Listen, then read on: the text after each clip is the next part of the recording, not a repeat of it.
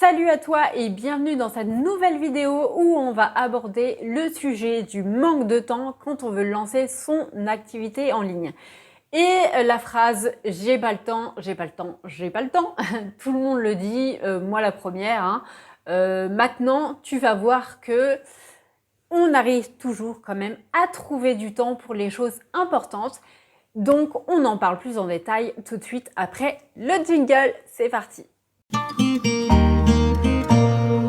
Donc dans cette vidéo, on va aborder deux choses principales, à savoir comment trouver le temps et ensuite comment augmenter sa productivité, qui sont deux choses différentes, mais les deux combinées, ce qui fait qu'on arrive à avancer beaucoup plus vite. Alors déjà, tu dois le savoir, quand on dit « je n'ai pas le temps », finalement, c'est un peu une faute de langage, puisque la vérité, c'est qu'on a tous 24 heures dans une journée et que c'est pas que tu n'as pas eu le temps, c'est que tu n'as pas pris le temps. Alors peut-être tu l'as déjà entendu, et d'ailleurs, j'avoue, c'est très agaçant, mais pourtant, c'est vrai. Et ça, j'avoue, le temps, c'est bien la seule égalité sur Terre.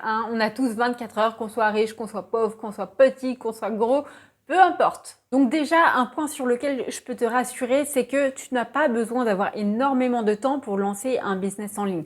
Si tu arrives à te dégager, on va dire, je sais pas, 1 heure par jour, ou voilà, on va dire 5 heures minimum par semaine, et c'est déjà très bien. Parce que le truc, c'est que souvent, en fait, on s'imagine être déjà à son compte, avoir des clients, tout ça. Et là, c'est panique à bord parce que, en fait, on associe la situation de notre objectif final à notre situation actuelle. Donc, c'est-à-dire encore salarié à temps plein et tout ça. Donc là, on se dit, il y a comme un problème, il y a comme une incompatibilité. Or, avant de trouver des clients et tout ça, tu as plein d'étapes. Déjà, il va falloir trouver ton idée d'activité en ligne, il va falloir te former, il va falloir développer tes réseaux sociaux, etc., etc. Donc ça, en fait, ça prend du temps. Et pour ça, t'as pas besoin d'avoir des journées entières à ta disposition. La deuxième chose à se dire, c'est que oui, tu vas avancer plus lentement que une personne célibataire, voilà, qui a rien à faire d'autre de sa vie. Parce que pour rappel, je m'adresse à ceux qui ont déjà des enfants ou qui sont sur le point d'en avoir. Et donc forcément, eh bien, il y a toute une organisation dans la gestion familiale, il y a la fatigue, le manque d'énergie, etc. Donc oui, tout ça, ça rentre en jeu. Donc oui, tu vas avancer plus lentement, ça c'est certain, et ça, malheureusement, il faut apprendre à lâcher prise par rapport à ça. Et c'est vrai que c'est très frustrant en fait quand tu vois sur YouTube par exemple, voilà, des vidéos d'entrepreneurs qui vont être là. Allez, faut y aller, faut rien lâcher, faut passer à l'action, et qui bossent vraiment des 50-60 heures par semaine, qui bossent les week-ends, qui te disent « Oh, c'est génial, quand t'es à ton compte, tu peux travailler d'où tu veux, et puis tu peux bosser les week-ends, les jours fériés, machin, machin. » Sauf que quand toi, tu as des enfants, y a des week-ends où tu peux pas vraiment travailler, il y a des jours fériés qu'il faut quand même respecter, il y a la sortie de l'école qu'il faut respecter, enfin... Tout ça, voilà, ça reste des contraintes horaires, voilà, que tu peux pas trop maîtriser. D'ailleurs, ça me fait penser et ça me fait rire, parce que c'est vrai que quand on n'a pas d'enfant, on est là, oh mais j'ai pas le temps, ou je suis fatiguée. Et puis à partir du moment où on a un enfant, on dit, oh là là, mais là, j'ai vraiment pas le temps. Et puis après, un deuxième, oh non, mais là, je suis débordée, j'en peux plus. Et puis après, on se dit, mais comment ils font les parents qui ont 3, 4 enfants? Et puis finalement, ceux-là, ils se débrouillent en fait, parce que ils font entrer les choses dans leur planning, il n'y a pas le choix. Je te conseille déjà de commencer par analyser tes journées et donc de noter vraiment toutes les actions que tu fais. Et tu vas voir que tu peux découper ta journée en 3 catégories. Tu as la catégorie en fait des non négociables, donc c'est vraiment le temps où tu ne peux pas travailler concrètement, c'est quand tu travailles et quand tu dors par exemple. Tu as le moment où c'est difficile d'avancer sur ton projet, mais pas impossible. Par exemple, le week-end, quand tu as tes enfants, mettons, à gérer, ça peut être pendant ta pause déjeuner, ça peut être pendant les trajets en voiture. Et enfin, tu as les moments où concrètement, il est possible d'avancer. Donc par exemple, le soir après le repas et le coucher des enfants, ou alors le matin très tôt au réveil. En ce qui concerne les tâches du quotidien, tu connais peut-être la matrice d'Eisenhower. Donc en gros, tu sépares tout ce qui est important, urgent, tout ce qui est important et non urgent, tout ce qui est urgent et important et tout ce qui est urgent et non important. Je te donne un exemple concret. Tu as le important et le urgent, donc ce que tu dois faire maintenant, il n'y a pas le choix, c'est-à-dire par exemple aller au travail. Ensuite, tu as le important et non urgent, comme par exemple lancer ton activité, parce que ça effectivement c'est important pour toi. Maintenant, si tu le fais pas maintenant, c'est pas grave en gros. Et c'est justement ça le risque, c'est que tu peux le repousser comme ça de mois en mois sans que rien ne change. Et donc ça, il va falloir le planifier. Tu as aussi l'urgent et non important, comme par exemple vider le lave-vaisselle. Donc ça, si possible, tu peux peut-être le déléguer à ton conjoint ou à tes enfants.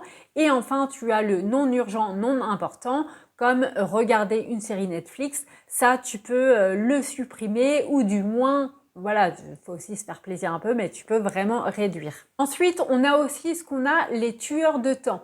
Donc, ce que j'appelle par tueur de temps, ça va être tout ce qui va être le temps pour faire le ménage, le temps des repas, les transports également et tout ce qui va être distraction comme les réseaux sociaux. Ça, ces temps-là, il va vraiment falloir essayer de travailler là-dessus pour optimiser un maximum. Donc pour le ménage, il y a plusieurs astuces, comme ranger au fur et à mesure pour éviter que la maison ne soit pas trop en désordre.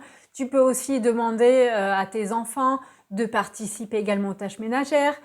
Tu peux aussi miser sur le minimalisme et avoir moins de choses chez toi. Tu peux aussi, pourquoi pas, écouter un podcast pendant que tu fais le ménage. Voilà, après, il y a différentes astuces. Je vais pas tout te répertorier là parce que la vidéo va vraiment durer beaucoup de temps.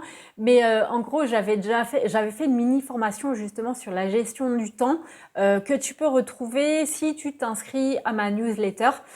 Donc, je te mettrai le lien en description pour t'inscrire. Et donc là, tu peux retrouver ma mini formation gratuite de gestion du temps et il y a plein d'autres conseils également. Maintenant, on va aborder l'aspect productivité parce que là, on a essayé de se dégager du temps. Maintenant, pendant les quelques heures par semaine que tu as réussi à te dégager, va falloir être productif parce que c'est bien gentil d'avoir 5 heures devant soi, mais si tu n'arrives pas à être efficace, ça sert pas à grand chose.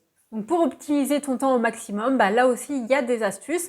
Tu peux premièrement planifier déjà ton agenda. Bon, ça je pense c'est une évidence, mais là encore, une bonne organisation bien tenue, ça peut réellement changer les choses.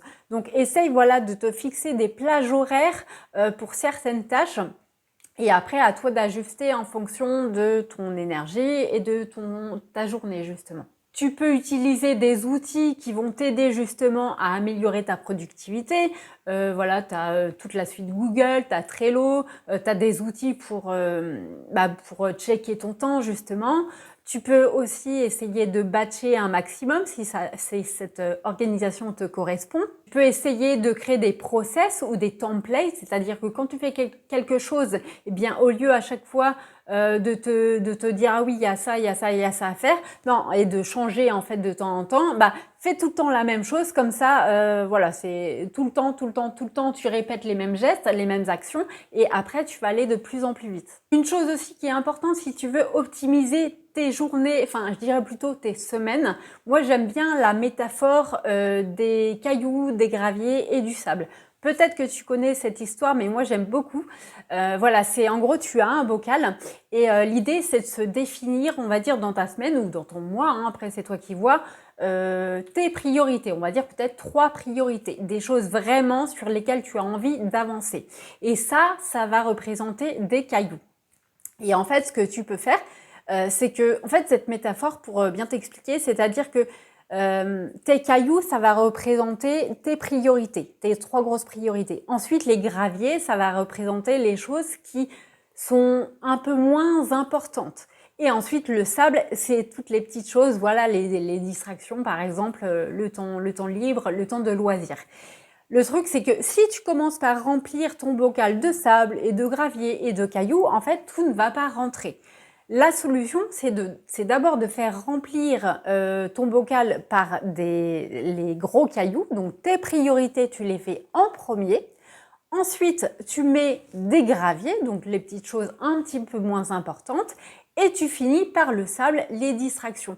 Et dans cet ordre, tu vas pouvoir caser tout ton planning, en fait, tout ce que tu as envie de faire dans tes journées, dans ta semaine ou dans ton mois. Voilà, donc j'en ai fini sur ce sujet.